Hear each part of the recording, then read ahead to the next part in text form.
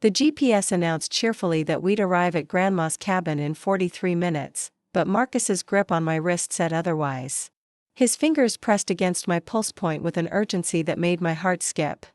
"Turn the car around. Now," he whispered, his voice barely audible over the hum of our Honda's engine. "Before we jump back in, tell us where you're tuning in from, and if this story touches you, make sure you're subscribed, because tomorrow, I've saved something extra special for you." I glanced at him in the rearview mirror, expecting to see his familiar teasing grin, the one he wore when he was about to tell me we'd forgotten to pack something essential, or that he'd spotted a better route on his phone. Instead, his face was pale as moonlight, his dark eyes fixed on something behind us that I couldn't see. "Marcus, what, Elena, please." His whisper was knife-sharp now, cutting through my confusion. "Don't look back. Don't signal. Just, find somewhere to turn around." Quietly. The mountain road stretched ahead of us, a ribbon of asphalt carved into the Colorado wilderness. We'd driven this route to his grandmother's cabin dozens of times. Over our 3 years of marriage, always looking forward to escaping the chaos of Denver for a long weekend.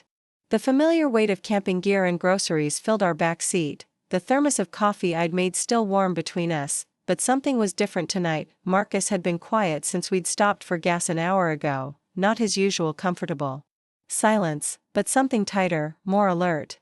I'd attributed it to work stress. His job as a software security consultant had been demanding lately, with long hours and difficult clients. But this wasn't work stress, this was fear. "There," he breathed, pointing to a gravel turnout ahead. "Pull in there. Like you're checking your phone or something." My hands trembled slightly as I eased the car into the narrow space, gravel crunching under our tires. The headlights illuminated a stand of pine trees, their branches heavy with early October snow. Above us, stars scattered across a canvas of black sky, the kind of perfect night that usually made both of us roll down the windows and breathe in the mountain air. Tonight, Marcus kept his window firmly closed. "Okay," I said, shifting into park, but keeping the engine running. "What's going on? You're scaring me." He was quiet for a long moment, his eyes fixed on the side mirror. In the green glow of the dashboard lights, I could see a muscle jumping in his jaw, a tell I'd learned to recognize during our early dating days when he was wrestling with whether to trust me with something important. "The black SUV," he finally said. "3 cars back. It's been following us since we left Denver." I started to turn around, but his hand caught mine. "Don't. They might see you looking. Following us?" My voice came out higher than I intended. "Marcus, you're being paranoid. It's Friday night. Lots of people head up to the mountains for the weekend, Elena." His voice was patient but firm, the tone he used when explaining complex security protocols to his clients. "I've been watching them for 45 minutes.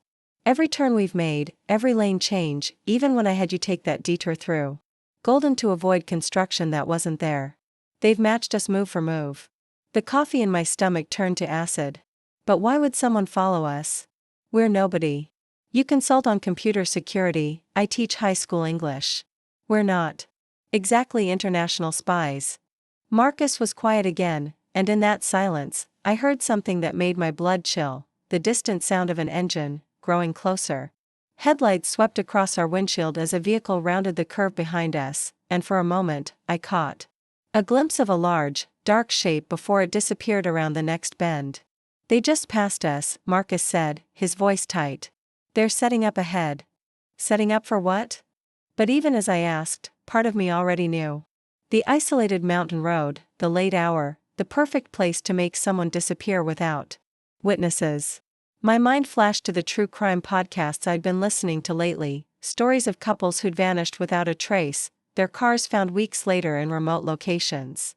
"I need you to trust me," Marcus said, reaching for his phone.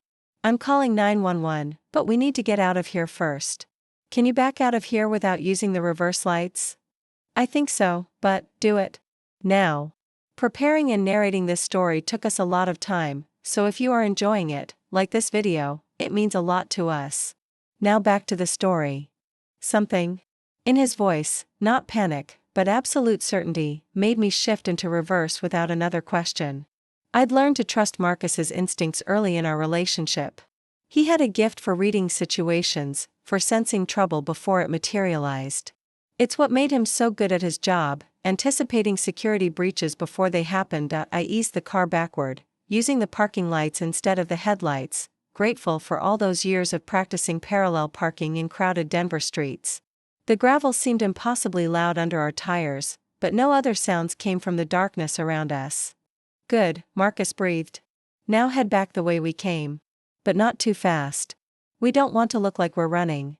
As I pulled back onto the main road, my headlights caught something that made my heart stop, fresh tire tracks in the soft shoulder, exactly where someone might wait in the darkness. Marcus saw them too. Call 911, I said, surprised by how steady my voice sounded. Tell them we're on Highway 285, about 20 miles west of Bailey. Tell them we think we're being followed. Marcus's fingers flew over his phone screen, but after a moment, he cursed softly. No signal. We're in a dead zone. Of course we were. This stretch of highway was notorious for poor cell coverage, one of the things that usually made our weekend getaways feel like stepping back in time. Tonight, it felt like a trap. The next town, I said, pressing slightly harder on the accelerator.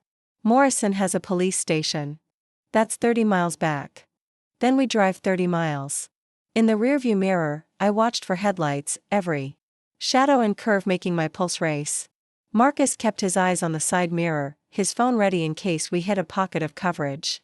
The familiar landmarks that usually marked our journey, the old mining equipment, the scenic overlook, the hand-painted sign advertising mountain cabins for rent, looked different in the darkness, less welcoming than ominous.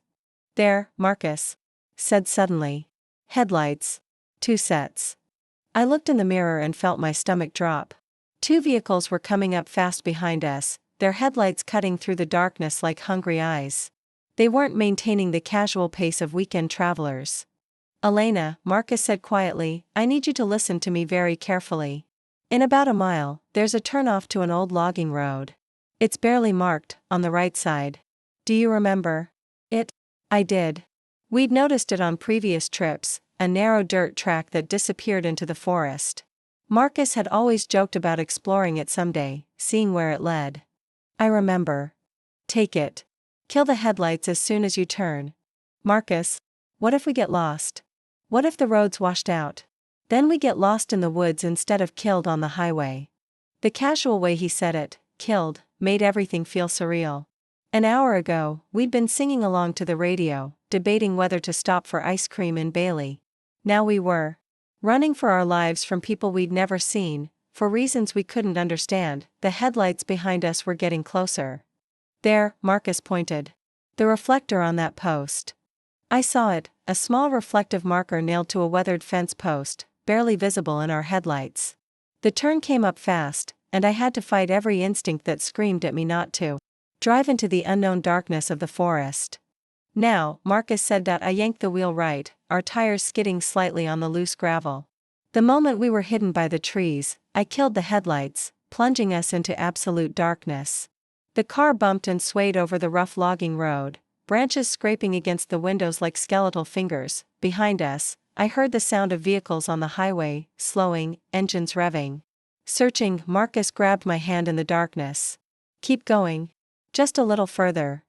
The logging road curved sharply to the left, and suddenly we were climbing steeply, our engine straining. Pine branches pressed close on both sides, and I had the terrifying thought that if we met another vehicle coming the other way, there would be nowhere to go, but the alternative was worse. Stop here, Marcus said as we reached a small clearing. Turn off the engine. I did, and the silence that followed was deafening. No highway sounds, no pursuing engines, just the tick of our cooling engine and the whisper of wind through the trees. Marcus rolled down his window slightly, listening. I can't hear them, he said after a long moment. I think we lost them. I leaned back in my seat, suddenly exhausted. The adrenaline that had carried me through the last 20 minutes was ebbing, leaving me shaky and confused. Marcus, I said, I need to understand what just happened. Who were those people? Why were they following us? In the darkness of the car, I heard him take a deep breath. Elena, there's something I haven't told you. Something about my work. My heart sank. I'd been married to Marcus long enough to recognize the tone of someone about to reveal a secret that would change everything. What kind of something? The consulting work I do, it's not just for corporations. Sometimes I work with the government, federal agencies. And last month, I discovered something I probably wasn't supposed to find. The coffee I'd drunk earlier threatened to come back up. What kind of something? Another long pause. Then, evidence of a security breach at a defense contractor. Someone was selling classified information. Military satellite codes, encryption. Protocols, things that could get people killed. And you reported it? I tried to. But when I brought it to my contact at the FBI, nothing happened. No investigation, no follow-up. Just silence. So I kept digging. I closed my eyes, understanding beginning to dawn. And you found out who was selling the information. More than that. I found out who was buying it, and who was covering it. Up. It goes all the way to the top, Elena. People with serious power and serious connections. So you think they know you found out? I think, Marcus said quietly, that they've been planning to silence me for weeks. And tonight was supposed to be the night. The isolation that we'd always loved about our mountain getaways suddenly felt sinister. No witnesses, no cell phone coverage, just miles of empty wilderness where two people could disappear without a trace. We can't stay here, I said. If they know about the cabin, they might know about this road too. You're right. But we can't go back to the highway either. Not yet. I started the engine again, using the parking lights to navigate. The logging road continued climbing, winding deeper into the national forest. With any luck, it would eventually connect to one of the main Forest Service roads that could take us back to civilization through a different route. As we drove through the darkness, Marcus told me more about the encrypted files he'd discovered. The offshore accounts, the pattern of contracts that didn't make sense until you realized they were covering up the sale of American secrets. With each detail, the weight of what we were facing grew heavier. We weren't just running from criminals. We were running from people with resources, connections, and the power to make problems disappear. I'm sorry, Marcus said as we navigated a particularly rough stretch of road. I should have told you sooner. I should have found a way to keep you out of this. I reached for his hand in the darkness. We're in this together now. Whatever happens. Above us, the stars continued their ancient dance, indifferent to the human drama playing out on the mountain roads below. But as our headlights finally picked up a Forest Service sign marking a main road ahead, I felt the first glimmer of hope since this nightmare began. We were still alive. We were still together, and we were just getting started. The Forest Service road led us through 20 miles of winding mountain terrain before we finally saw the glow of streetlights ahead.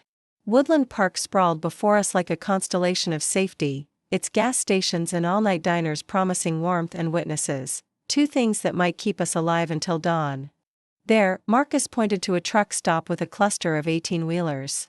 Parked under harsh fluorescent lights. Lots of people, security cameras, and truckers who stay awake all night. I pulled into the parking lot, choosing a spot near the main entrance where our car would be visible from inside. My hands were still shaking as I turned off the engine, adrenaline giving way to the surreal realization that an hour ago I'd been worried about whether we'd packed enough coffee for the weekend. The diner was exactly what I'd expected: vinyl booths, a rotating pie case, and the kind of coffee that could wake the dead. We chose a corner booth with clear views of both entrances and the parking lot. Marcus kept his phone on the table, refreshing it every few seconds. Still no signal? I asked, wrapping my hands around my coffee mug for warmth. Bars are coming. And going. The towers up here are spotty. He tried dialing again, frustration creasing his forehead. We need to assume they're monitoring the regular channels anyway. If this goes as high as I think it does, a simple 911 call might just tell them where we are. The waitress, a woman in her 50s with kind eyes and sensible shoes, refilled our cups without being asked. Her name tag read Dolores, and she had the sort of maternal presence that made me want to spill everything: the chase, the conspiracy, the growing certainty that our quiet life had just exploded into something out of a thriller novel. Instead, I ordered pie I didn't want and tried to look like a normal person on a normal Friday night. Tell me about the files, I said quietly once Dolores had moved on to other customers. What exactly did you find? Marcus glanced around the diner, then leaned forward. It started with a routine security audit for Blackstone Defense Systems. They'd been having suspicious network activity, wanted me to trace the source. What I found was a backdoor in their satellite communication protocols. Someone had been accessing classified GPS coordinates, targeting data, even real-time battlefield intelligence. That's treason, I said, the word feeling strange in my mouth. It gets worse. The backdoor wasn't some foreign hacker. It was built into the system from the inside, coded to look like a legitimate access point. Someone with high-level clearance had to have authorized it. I thought about Marcus's work, the prestigious clients and government contracts that had allowed us to buy our house, take vacations, plan for the future that now seemed impossibly distant. So you started investigating? I followed the data trail. Every piece of stolen information was being routed through a series of shell companies, eventually ending up on servers in Eastern Europe. But here's the thing, the payment trail led back to accounts controlled by American citizens. High-ranking ones. The coffee turned bitter in my mouth. How high-ranking? Pentagon officials. Congressional staffers. At least 2 federal judges. Marcus's voice dropped even lower. And when I tried to report it through proper channels, my FBI contact told me to drop it. Said it was above my clearance level and not my concern. But you didn't drop it. I couldn't. Elena, they were selling information that put American soldiers at risk. Locations of forward operating bases, convoy routes, even the identities of undercover assets. People were dying because of this leak, and the official response was to look the other way. Through the diner's windows, I watched a state trooper pull into the parking lot for what looked like a routine coffee break.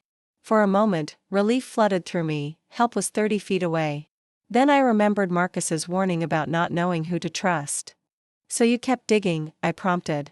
I created a secure partition on my home computer, started documenting everything.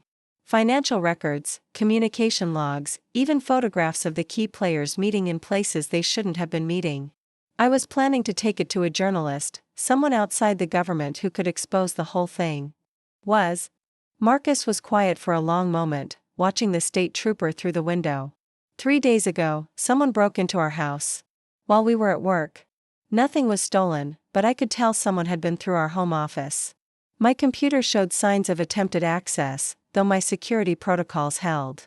My mind raced back to Wednesday evening, remembering how Marcus had spent an unusual amount of time checking locks and windows. I'd assumed it was his usual paranoia. About home security, an occupational hazard of his line of work. You think they were looking for the files? I know they were.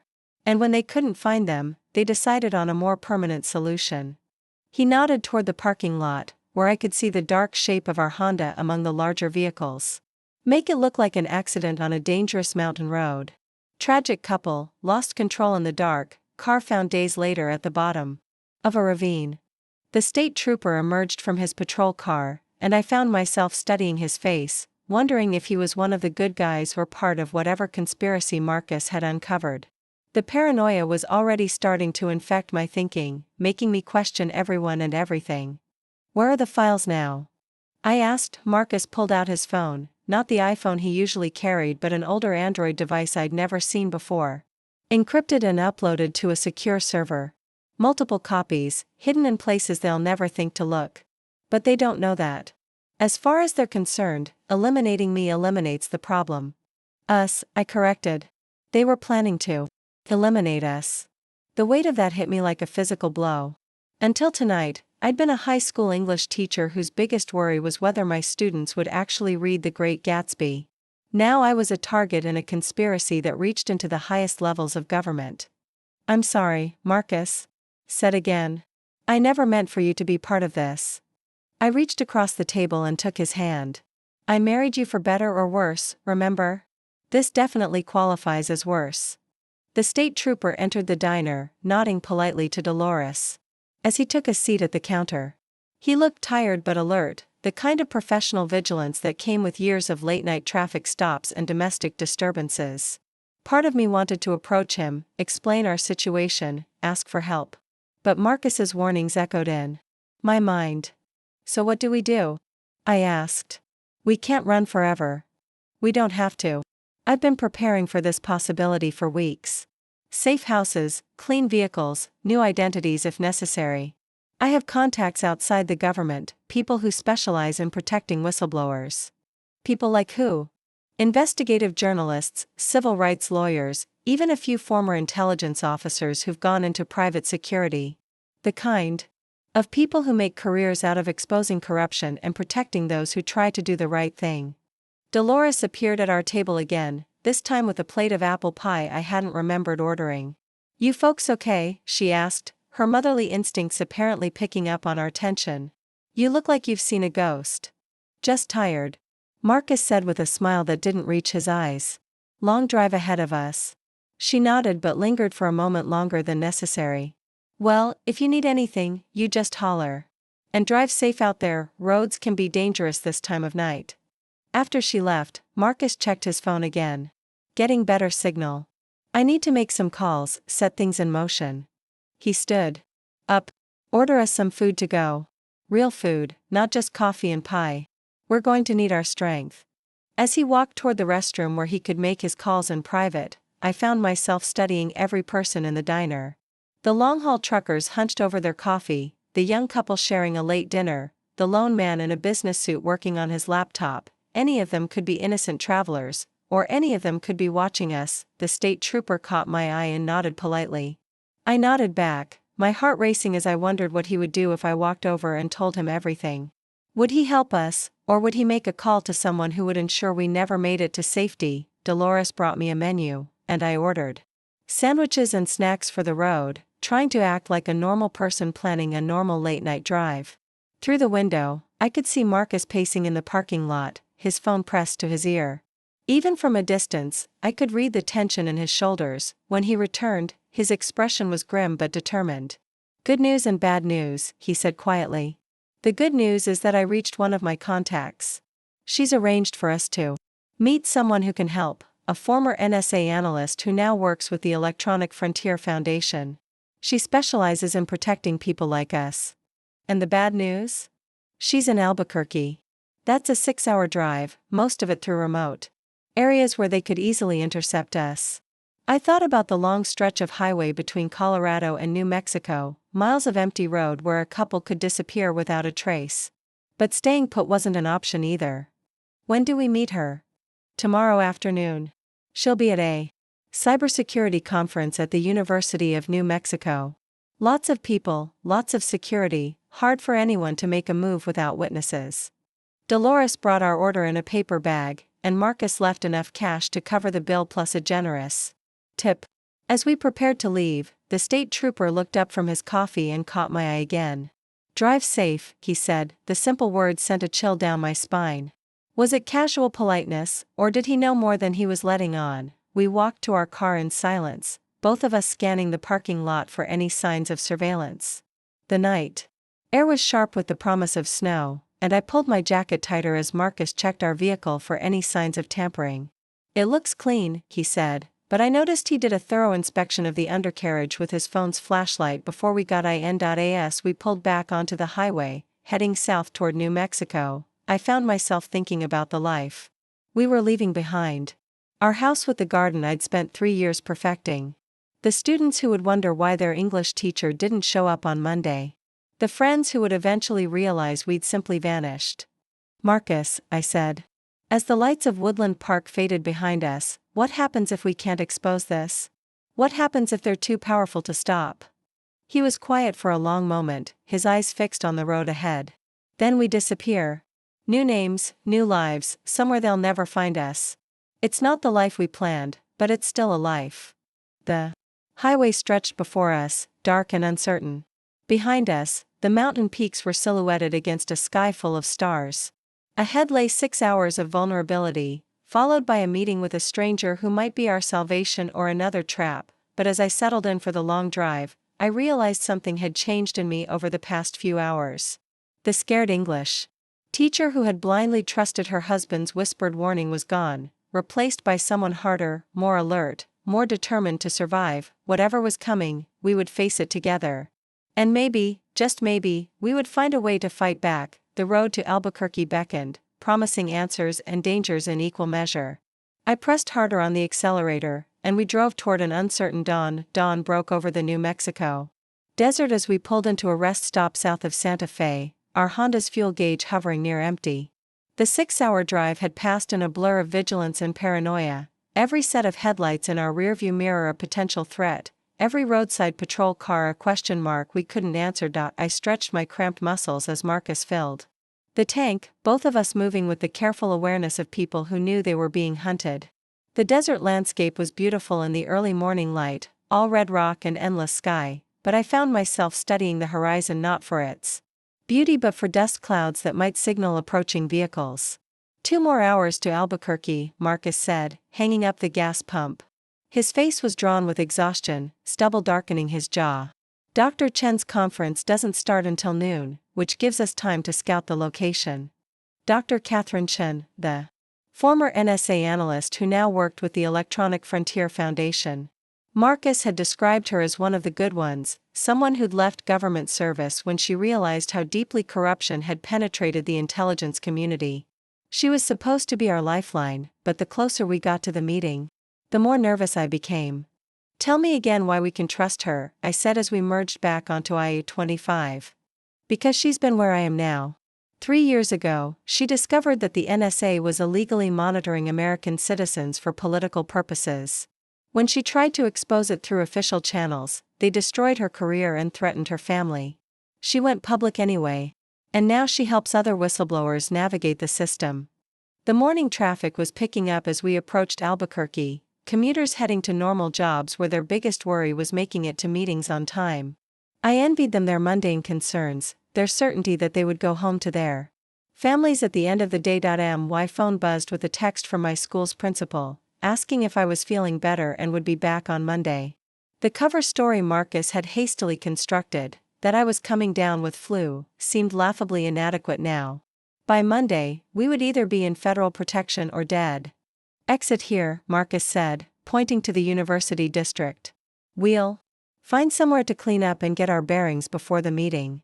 The University of New Mexico campus bustled with Saturday morning activity, students heading to libraries, faculty arriving for weekend conferences, the kind of academic energy that reminded me why I'd gone into education in the first place.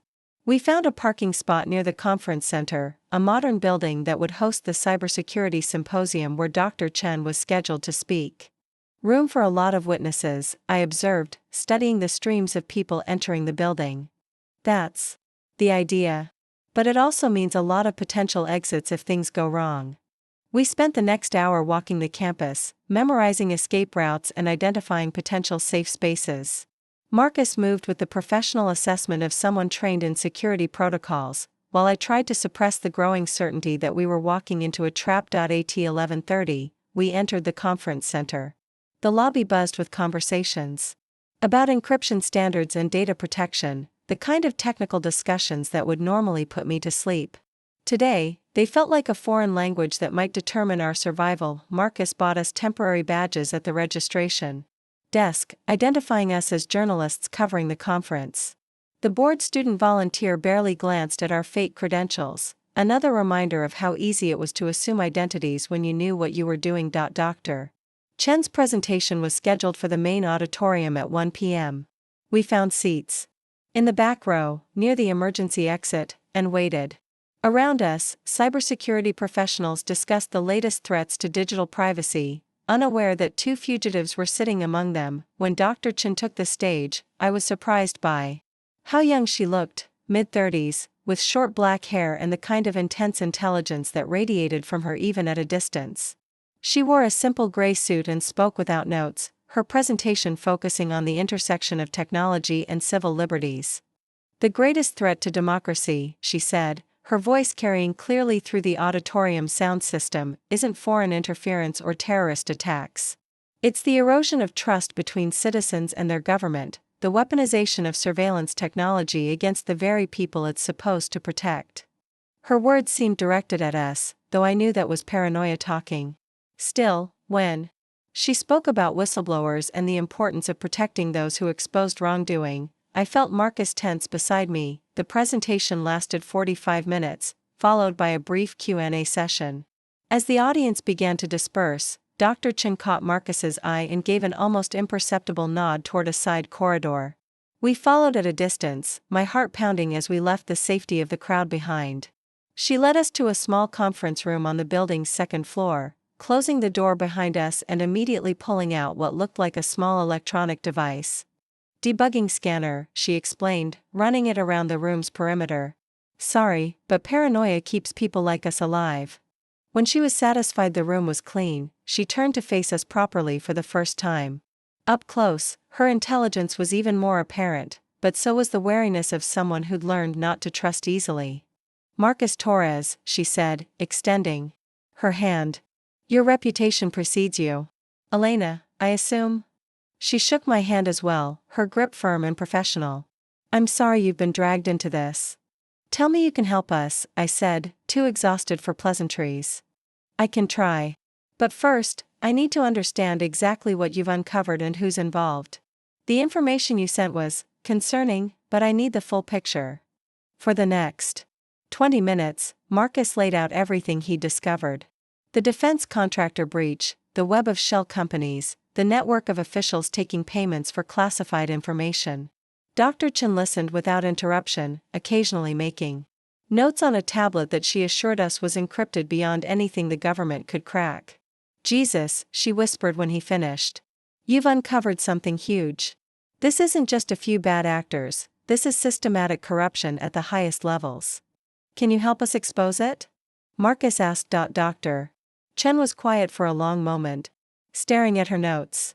The evidence you've gathered is substantial, but it's also incredibly dangerous. The people involved have resources we can barely imagine. They've already tried to eliminate you once, and they won't hesitate to try again. So what are our options? I asked. 3 possibilities.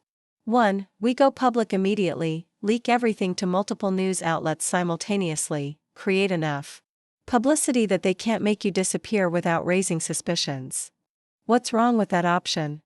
Marcus asked, clearly sensing the hesitation in her voice. The story is complex, technical, and involves people most Americans have never heard of. It could take weeks or months for the full impact to be felt. And in the meantime, you're still targets. Plus, if even half of what you suspect is true, they have allies in the media who could discredit the story before it gains traction. Option 2? I prompted. Federal protection. I have contacts in the FBI and DOJ who are genuinely clean, people who would love to take down this kind of corruption. We could arrange for you to testify before a grand jury, enter witness protection. Let the system work the way it's supposed to. But, Marcus said. But the system has already failed you once. Your FBI contact buried your initial report, remember? How do we know my contacts are any more trustworthy? The room fell silent as we contemplated the risks of trusting law enforcement that might be compromised. Outside the conference room windows, students walked across the campus quad, their biggest concern probably what to have for lunch. What's the third option? I asked, though part of me dreaded the answer. You disappear. New identities, new lives, somewhere they'll never think to look. I have contacts who specialize in that kind of thing. People who've been helping whistleblowers and political dissidents vanish for decades. The thought of abandoning everything we'd built together, our careers, our friends, our entire lives, was almost overwhelming. But the alternative might be death. How long do we have to decide? Marcus asked. Not long. Every hour you stay visible increases the risk that they'll find you. If you choose federal protection, we need to move tonight. If you choose to disappear, we need to move even sooner. A knock at the conference room door made all 3 of us freeze. Dr. Chen held up a hand for silence, moving quietly to peer through the door's small window. Security guard, she whispered. Probably routine, but we shouldn't take chances. The knock came again, more insistent this time. Dr. Chen opened the door with a professional smile. Dr. Chen? Sorry to bother you, but there are some federal agents downstairs asking about you. They'd like to speak with you about your presentation. My blood turned to ice. Federal agents, here, now, it couldn't be a coincidence. Dr. Chen's expression didn't change, but I saw her hand move almost imperceptibly toward her bag. Of course. Tell them I'll be down in just a moment, I need to gather my materials. The security guard nodded and walked away. Dr. Chen closed the door and turned to us, her calm professional demeanor replaced by urgent intensity. "Fire exit," she said, moving toward her bag. "End of the corridor, leads to a stairwell that connects to the parking garage. You have maybe 3 minutes before they realize you're not coming downstairs with me." "What about you?" Marcus asked. "I'll buy you time. Tell them I'm looking for you, that you left the conference early." She pulled a small device from her bag, a burner phone. "Take this. There's one number programmed in. Use it only if you have. No other choice." "Whose number?" I asked. "Someone who can make you disappear completely. But Elena, Marcus, if you call that number, there's no going back. Ever." The sound of footsteps in the corridor outside spurred us into motion. Dr. Chen gathered her materials while Marcus and I moved toward the door she'd indicated. My hands were shaking as I turned the handle, remembering another door, another moment of trust that had saved our lives. "Thank you," I whispered to Dr. Chen. "Don't thank me yet," she replied grimly. "Thank me when you're safe." The fire exit led to a concrete stairwell that echoed with our footsteps. 3 flights down, then through a heavy door marked, "Parking Garage, Level B." The underground space was dimly lit and filled with faculty vehicles, providing cover as we moved toward our car. Behind us, I could hear the fire door open again, footsteps on the stairs, moving fast. "Run," Marcus said, and we did. Our Honda was exactly where we'd left it, but as Marcus fumbled with the keys, I saw movement near the garage entrance, dark SUVs, just like the ones from the mountain highway. "They found us," I breathed. The engine turned over just as the first federal agent rounded the corner behind us. Marcus gunned the accelerator, tires squealing on the concrete floor as we raced toward the exit ramp. In the rearview mirror, I watched agents running toward their vehicles. We had maybe a 30-second head start, and then the chase would begin again, but this time, we had Dr. Chen's burner phone and a number that could make us disappear forever. As we burst out of the parking garage into the bright New Mexico sunlight, I realized our old lives had just ended for good. Whatever came next, there would be no going back to teaching high school English or consulting on computer security. We were ghosts now, running toward a future we couldn't see. The chase was about to begin again, but this time, we had options. Beyond simply running. The question was whether we'd live long enough to use them. The abandoned warehouse district on Albuquerque's south side provided perfect cover for 2 fugitives trying to disappear. Marcus had chosen the location carefully, industrial buildings that had been empty for years, no security cameras, multiple escape routes through the maze of loading docks and freight yards. We'd been hiding here for 6 hours, taking turns sleeping in the back seat while the other kept watch. My body ached from the cramped conditions, but my mind was racing with questions that demanded answers. The federal agents who'd chased us from the university had been too aggressive, too willing to risk civilian casualties in their pursuit. Real FBI agents would have shown more restraint. "Marcus," I said, watching him pace between rusted shipping containers, "tell me about your FBI contact. The one who buried your initial report." He stopped pacing, his shoulders tensing in a way that told me I'd hit something important. "Agent Sarah Mitchell. I've worked with her on 3 previous cases, all routine cybersecurity consultations. She seemed professional, trustworthy. Seemed." Looking back, she asked a lot of questions about my personal life. Where you worked, our routines, whether we had family in other states. I thought it was just casual conversation, but now, the implications hit me like a physical blow. She was profiling us. Learning how to track us, how to isolate us. Marcus nodded grimly. "And there's something else. The encryption protocols I used to secure the evidence files, I designed them based on specifications Agent Mitchell provided last year. She said they were the new federal standard for sensitive information." My blood chilled. "She gave you compromised encryption?" "Possibly. If she's working for whoever's behind this, she could have built backdoors into the protocols. Which means they might already have access to everything you discovered." We stood in the shadow of the warehouse, the weight of that possibility settling over us like a shroud. If our enemies already had the evidence, then Marcus's value as a witness was gone.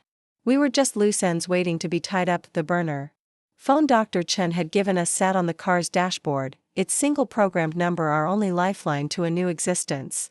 But even that felt like a trap now. How did we know Dr. Chen wasn't compromised too? How did we know anyone could be trusted?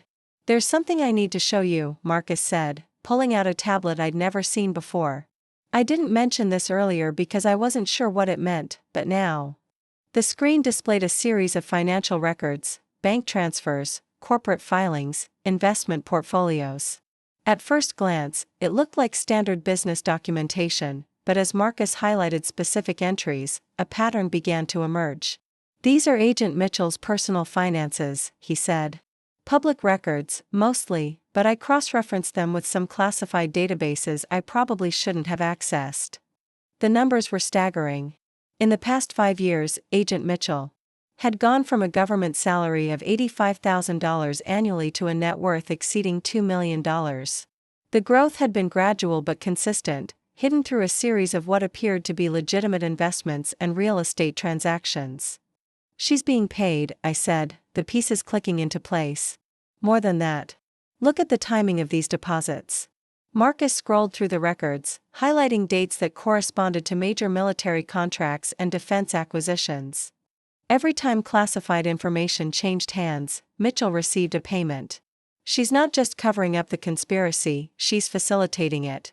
I thought about all the times Marcus had praised Agent Mitchell's professionalism, her dedication to protecting national security. The betrayal cut deep, not just because she'd been working against us, but because she represented everything we'd been taught to trust about American institutions. If Mitchell is compromised, how many others are there? I asked. That's what I've been trying to figure out. Marcus opened another file, this one displaying an organizational chart of the FBI's cybersecurity division. Red marks indicated personnel who'd shown suspicious financial activity, yellow marks for those with questionable associations. Nearly half the names were colored. Jesus, Marcus. This isn't just a few bad actors. This is systematic infiltration. It gets worse. He switched to another screen, showing similar charts for the Pentagon, the CIA, even the Department of Homeland Security. The pattern was consistent: key personnel in sensitive positions, all showing signs of financial irregularities that suggested foreign payments. The scope of the conspiracy was breathtaking. Not just individuals selling secrets, but entire networks of compromised officials working together to undermine American security from within. No wonder our attempts to work through official channels had failed. How long has this been going on? I asked. Based on the financial patterns, at least 15 years. Maybe longer. Marcus closed the tablet, his face grim. Elena, we're not just fighting a few corrupt officials. We're fighting a shadow government that's been systematically hollowing out American intelligence services. The warehouse around us suddenly felt less like a hiding place and more like a tomb. Every law enforcement agency we might turn to was potentially compromised. Every official channel for reporting wrongdoing could be a trap. We were two ordinary people facing an enemy with resources that spanned the entire federal government. A sound in the distance made us both freeze, helicopter rotors, growing louder. Marcus grabbed my hand, pulling me toward our car, but before we could reach it, spotlights blazed down from the sky, turning the warehouse district into daylight. Federal agents, a voice boomed through a loudspeaker. Exit the vehicle in place. Your hands where we can see them. We pressed ourselves against a shipping container, hearts pounding as the helicopter circled overhead. Through the gaps between buildings, I could see black SUVs surrounding the perimeter, their occupants moving with military precision. They found us, I whispered. Marcus was already moving, leading me deeper into the maze of containers and abandoned equipment. Not necessarily. They're checking every hiding place in the district, working systematically. We still have a chance if we can reach the railway yard. We ran in a crouch, using the shadows and abandoned machinery for cover. The helicopters. Searchlights swept back and forth, occasionally illuminating our path but never quite finding us. Behind us, I could hear boots on concrete, dogs barking, the coordinated movement of a large search team. The railway yard lay half a mile to the east, its network of trains and switching stations offering dozens of potential hiding places. But between us and safety stretched open ground that would expose us to the helicopter's surveillance. Wait, Marcus said, pulling me behind a stack of metal drums. I need to try something. He pulled out his phone, not the encrypted device but his regular iPhone. If they're tracking us through digital signatures, I can create false positives. Make them think we're somewhere we're not. His fingers flew over the screen, accessing applications and systems I didn't recognize. Within seconds, he'd triggered location pings from cell towers across the city, created fake GPS trails leading in multiple directions, even activated the emergency beacon on a rental car clear across town. Move, he said as confusion rippled through the search team's communications. We have maybe 5 minutes before they sort this out.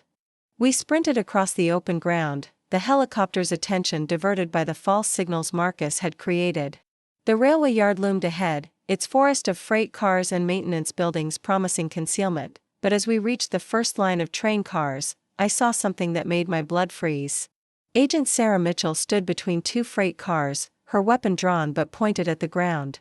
She was alone, having somehow anticipated our route despite the chaos Marcus had created.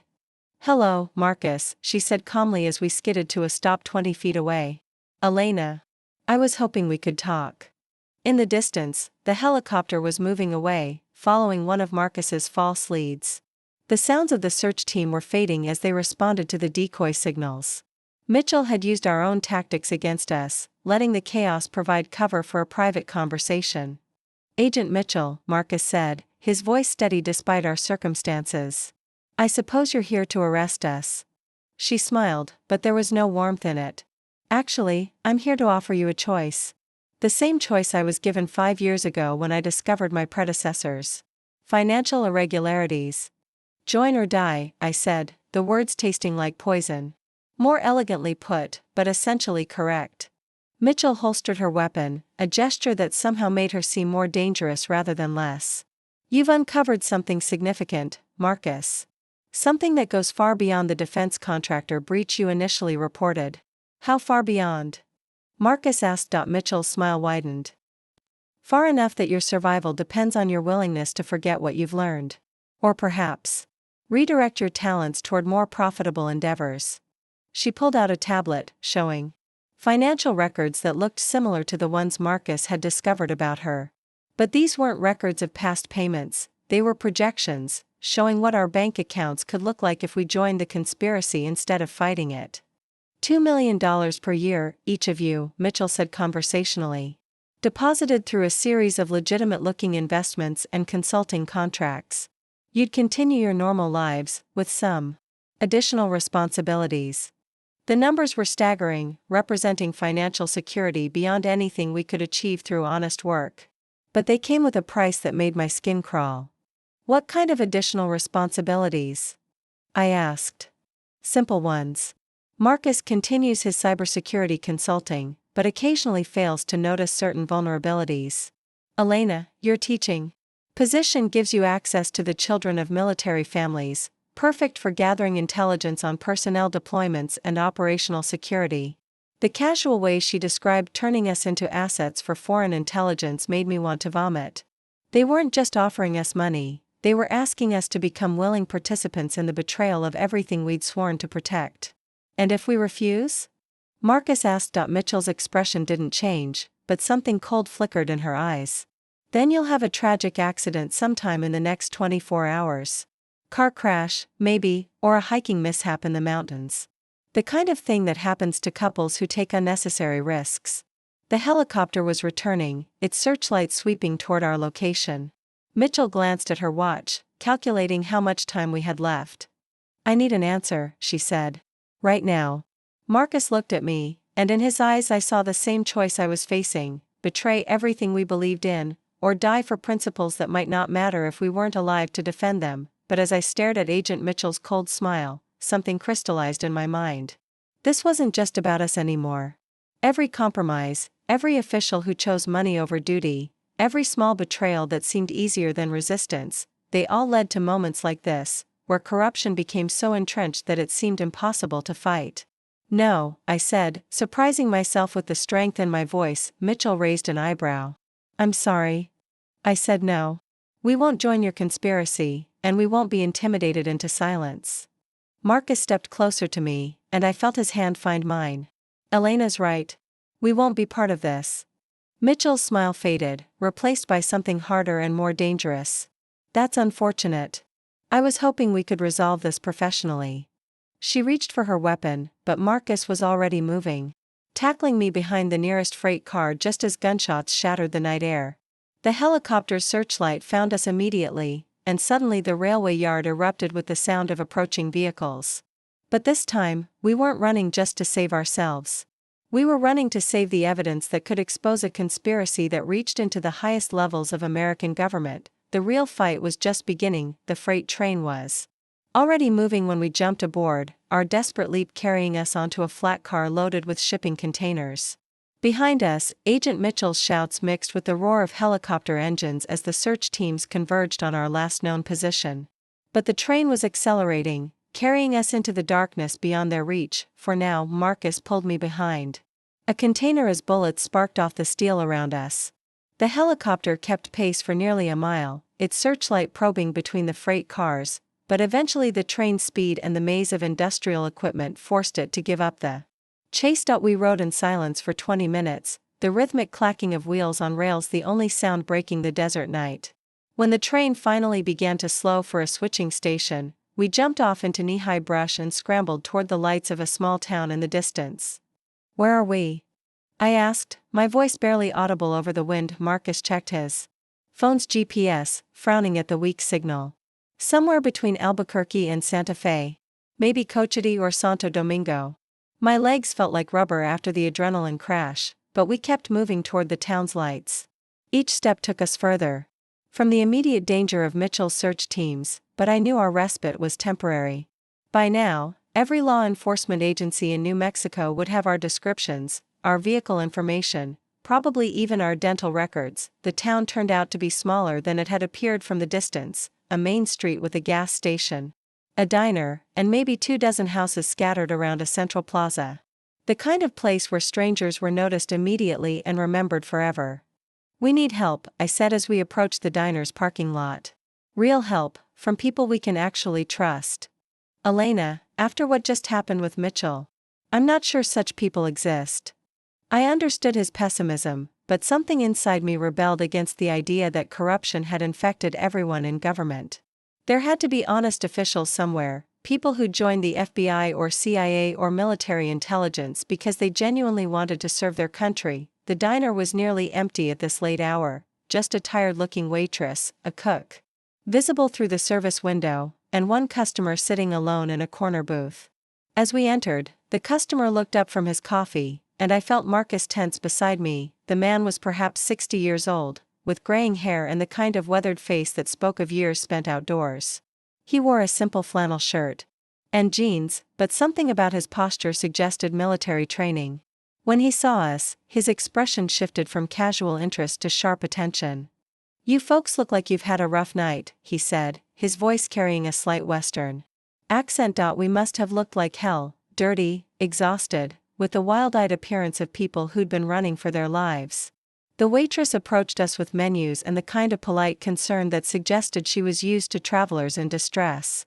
"Just coffee, please," I said, sliding into a booth near the window where we could watch the parking lot. The older man finished his coffee and approached our table, moving with the controlled precision of someone who'd spent decades in dangerous situations. "Name's Tom Hendricks," he said quietly. "Retired Army intelligence. And unless I'm mistaken, you two are the folks who've got half the federal government looking for you tonight." Marcus's hand moved toward the encrypted phone in his jacket, but Hendricks raised a calming hand. "Easy there, son. If I wanted to turn you in, I'd have done it already. Mind if I sit down?" Against every instinct screaming at us to run, we nodded. Hendricks slid into the booth across from us, his back to the wall in a position that let him watch both entrances. "I've been monitoring law enforcement frequencies for the past 4 hours," he said conversationally. "Fascinating stuff. Federal task forces, helicopter searches, even some chatter about bringing in special operations units. Either you two are master criminals, or you've stumbled onto something that's got some very powerful people scared." "What makes you think we're not master criminals?" I asked. Hendricks smiled, but his eyes remained serious. "Because master criminals don't look like terrified school teachers and computer consultants. They also don't run toward small towns where they'll be remembered. They run toward cities where they can disappear." The accuracy of his assessment was unsettling. "So what do you think we are?" I think you're exactly what this country needs, ordinary citizens who discovered something extraordinary and refused to look the other way. Hendricks leaned forward slightly. The question is, do you want to keep running until they catch you, or do you want to fight back? Marcus had been silent throughout the exchange, studying Hendricks with the analytical intensity he usually reserved for security protocols. Who are you really? He asked. Retired Army intelligence doesn't explain how you knew to find us here. Fair question. Hendricks pulled out a tablet, showing us a news article from 3 days earlier. You see this story about the military contractor in Colorado? The one that had its security clearances revoked for administrative irregularities. I recognized the company name, Blackstone Defense Systems, the one where Marcus had first discovered the security breach. That was my investigation, Hendricks continued. 3 months of digging into financial irregularities, personnel problems, and security protocols that didn't make sense. What I found was a pattern of systematic compromise that went far beyond one company. He scrolled through more files on his tablet, financial records, communication intercepts, surveillance photos. The scope of his investigation was staggering. I've been tracking this conspiracy for 2 years, ever since my daughter was killed. In Afghanistan when her patrol was ambushed by insurgents who knew exactly where to wait. His voice carried a weight of grief that made my chest tighten. Turned out someone had been selling convoy routes and patrol schedules to the highest bidder. The personal stakes behind his investigation hit me like a physical blow. This wasn't just about national security or abstract principles, it was about soldiers dying because people they trusted had betrayed them. I'm sorry, I said, the words feeling inadequate. Don't be sorry. Help me stop it. Hendricks closed the tablet and looked directly at Marcus. You found something they're willing to kill for. I found the people responsible for my daughter's death. Together, maybe we can bring them all down. Marcus was quiet for a long moment, weighing the risks of trusting another government official against the impossibility of succeeding alone. What do you have, he asked finally, for the next hour? Hendricks laid out his investigation with the precision of a military briefing. He'd identified at least 30 compromised officials across multiple agencies, traced millions of dollars in suspicious payments, and documented a pattern of intelligence leaks that had resulted in operational failures from Afghanistan to Syria. The problem is proving intent, he explained. Individual cases look like incompetence or bad luck. You need to see the complete picture to understand that it's systematic sabotage. We have that picture, Marcus said, pulling out his encrypted tablet. Financial records, communication intercepts, even video evidence of classified information being transmitted to foreign agents. As Marcus shared his files, I watched Hendricks's expression grow increasingly grim. The scope of the conspiracy was even larger than he'd suspected, reaching into defense contractors, intelligence agencies, and congressional oversight committees. Jesus, Hendricks whispered as he reviewed the evidence. They're not just selling information. They're actively undermining American military operations. It's worse than that, Marcus said, opening another file. They've been targeting specific military units, providing intelligence that ensures mission failures and maximizes casualties. It's not just treason, it's murder. The diner around us felt surreal, this ordinary place where we were discussing evidence that could topple governments and expose decades of betrayal. The waitress refilled our coffee cups, oblivious to the fact that 3 people in her establishment were planning to take down one of the largest conspiracy in American history. We need to be careful about how we proceed, Hendricks said after reviewing the last of the files. These people have killed to protect their secrets. They won't hesitate to kill again. They've already tried, I said, thinking about the chase on the mountain highway that felt like a lifetime ago. Multiple times. Then we need to move fast and smart. Get the evidence to people who can act on it before they can silence us permanently. Hendricks pulled up a contact list on his tablet, journalists, congressional staffers, military officers he'd served with over 3 decades of intelligence work. I can reach out to some of these people, but we need more than just evidence. We need leverage, something that forces them to act instead of burying the story. Marcus looked thoughtful. What if we don't just expose the conspiracy? What if we expose the active operation they're running right now? What active operation? The financial records show a major payment scheduled for tomorrow, $5 million to an account controlled by someone using the codename Desert Fox. The payment authorization came from Agent Mitchell herself. Hendrix's expression darkened. Desert Fox is a known arms dealer, specializes in selling American military equipment to hostile forces. If they're paying him $5 million tomorrow, they're buying something big, I finished. Something that requires the kind of classified information Marcus discovered. We spent the next 20 minutes piecing together the timeline. Tomorrow's payment corresponded with a classified military exercise in Nevada, live-fire training with new weapons systems that would be vulnerable to the kind of intelligence Desert Fox specialized in selling. They're going to get American soldiers killed, Hendrix said grimly. Tomorrow, during the training exercise, some of our people are going to die because their enemies know exactly what weapons they're carrying and where they'll be using them. The urgency of the situation crystallized everything. We weren't just fighting to save ourselves anymore, we were racing to prevent active sabotage that would cost American lives within hours. Can we stop it? I asked. Hendrix was already making calls, his fingers flying over his tablet as he reached out to contacts in military intelligence and special operations. Maybe. If we can get the right people to listen fast enough. As he worked, Marcus and I prepared for what might be our final gambit. We copied the evidence files to multiple secure servers, created dead man switches that would automatically release everything if we didn't check in regularly, and drafted detailed explanations that would help investigators understand what they were seeing. It's done, Hendrix said finally, closing his tablet. I've got 3 different military units standing by to verify your intelligence, and a congressional oversight committee ready to receive the evidence. But Elena, Marcus, once we do this, there's no going back. These people will never stop hunting us. I thought about my students, my quiet life teaching literature to teenagers who complained about reading assignments. That life was already gone.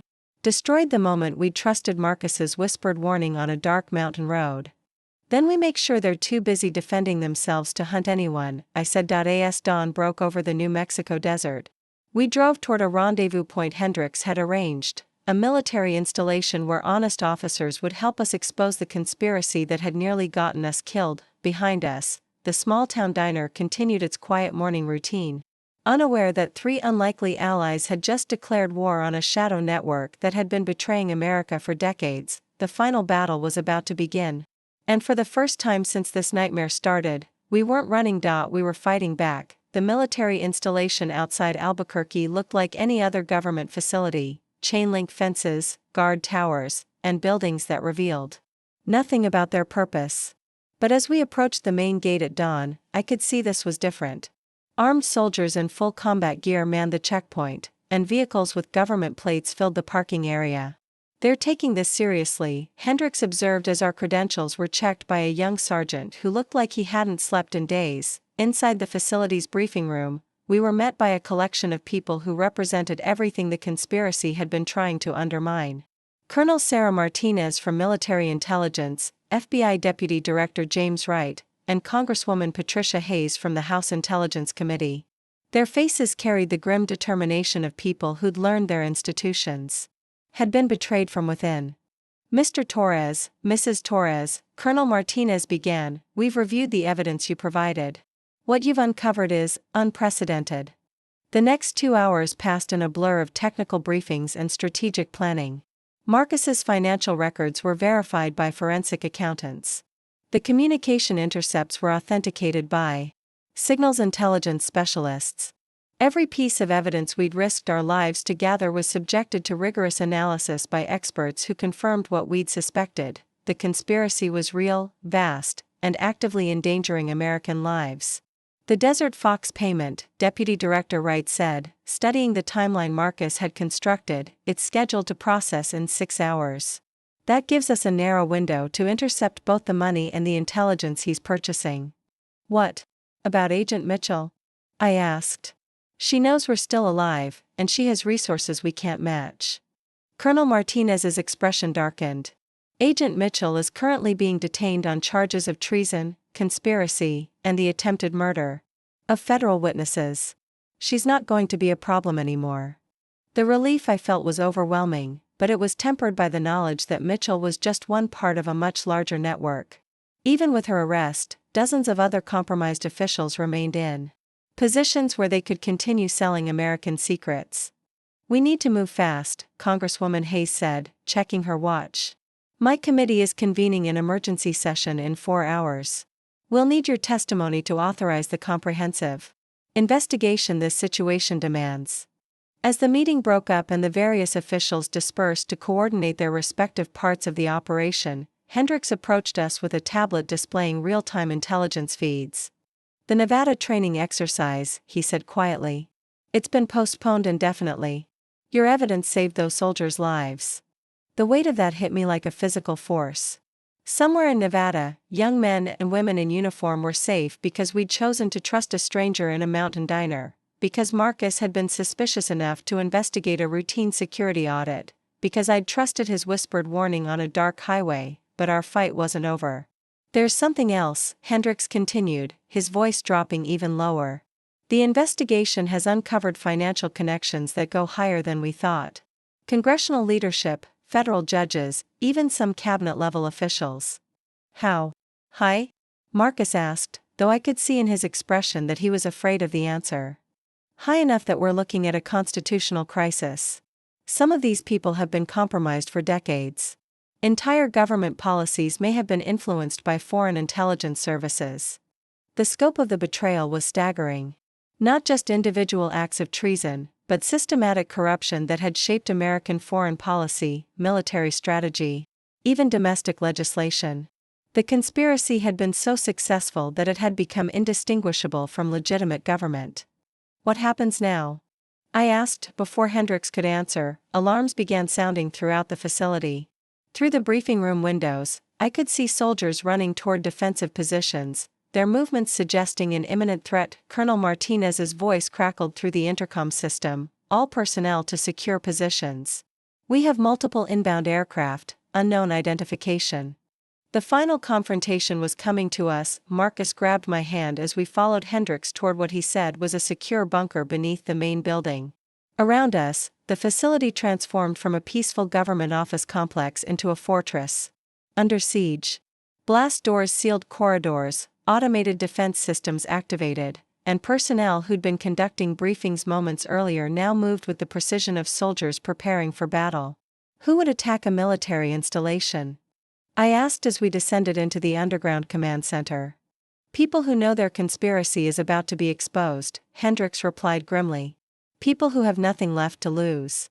The command center buzzed with activity as intelligence officers tracked the approaching aircraft and coordinated with other military installations.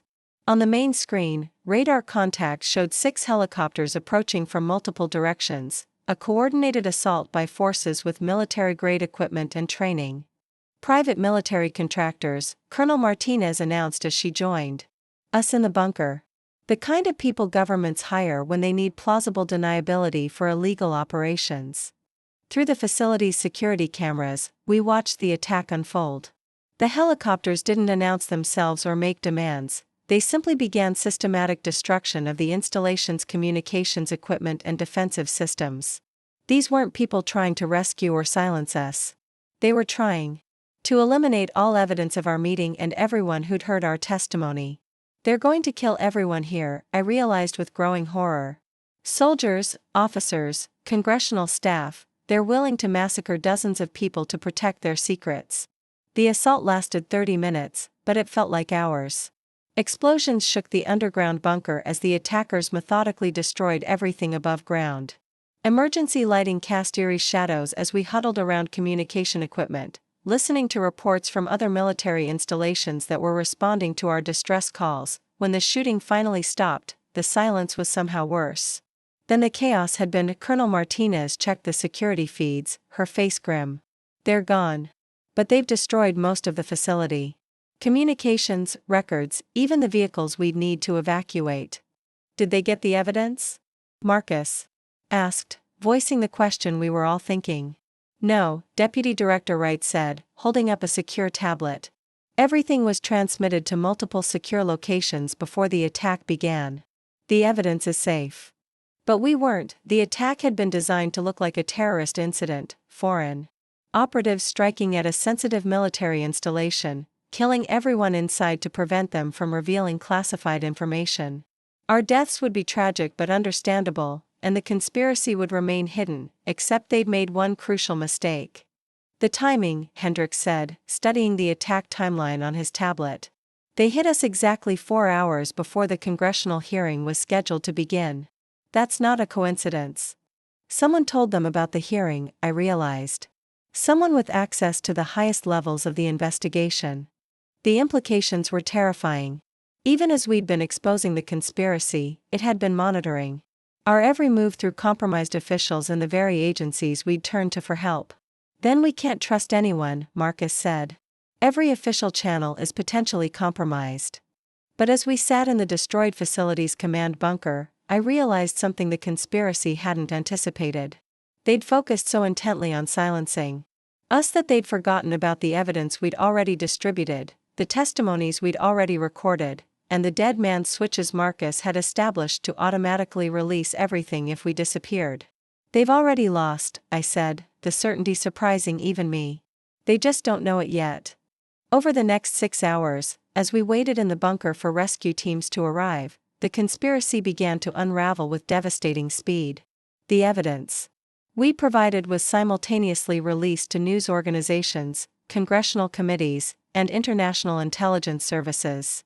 Financial records, communication intercepts, and video evidence flooded public channels faster than any damage control operation could contain. By evening, when military helicopters finally airlifted us to safety, the first arrests were already being made. Agent Mitchell's detention had become part of a massive law enforcement operation targeting compromised officials across the federal government. The Desert Fox payment had been intercepted, preventing the intelligence sale that would have cost American lives. 2 days later, I stood before a joint congressional committee, my testimony being broadcast live across the nation. The scared English teacher who'd trusted her husband's whispered warning was gone, replaced by someone who'd learned that ordinary citizens could confront extraordinary corruption and win. The conspiracy we uncovered, I told the assembled representatives and senators, succeeded for so long because it relied on our assumptions about who we could trust. We assumed government officials were working in our interests. We assumed intelligence agencies were protecting national security. We assumed the system would police itself. I looked directly at the cameras, thinking about my students who would eventually learn about this moment in their history classes. But democracy doesn't police itself. It requires citizens who are willing to ask difficult questions, challenge authority, and refuse to look the other way when they discover wrongdoing. That's not the job of experts or professionals, it's the job of all of us. The committee's final report, released 6 months later, documented the most extensive counterintelligence failure in American history. Over 40 government officials were indicted on charges ranging from treason to conspiracy. Hundreds of others were forced to resign when their financial connections to foreign intelligence services were exposed. Marcus returned to his cybersecurity consulting. But now his clients included congressional oversight committees and intelligence agencies working to prevent similar infiltrations. His expertise in detecting digital conspiracies had become a national security asset. I never went back to teaching high school. Instead, I found myself working with civic education organizations, helping other citizens understand how to recognize and report government corruption.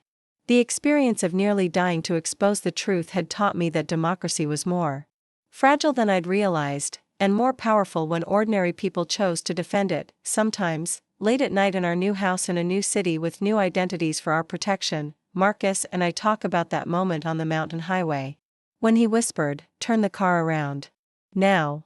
Such a simple decision. Trust the person you love, even when you don't understand why. That decision to trust, to act without complete information, to choose courage over safety, had saved our lives and exposed a conspiracy that threatened the foundation of American democracy. The mountains of Colorado still call to us sometimes. We haven't returned to his grandmother's cabin, too many memories of the people we used to be, too many associations with the life we'd lost to uncover the truth.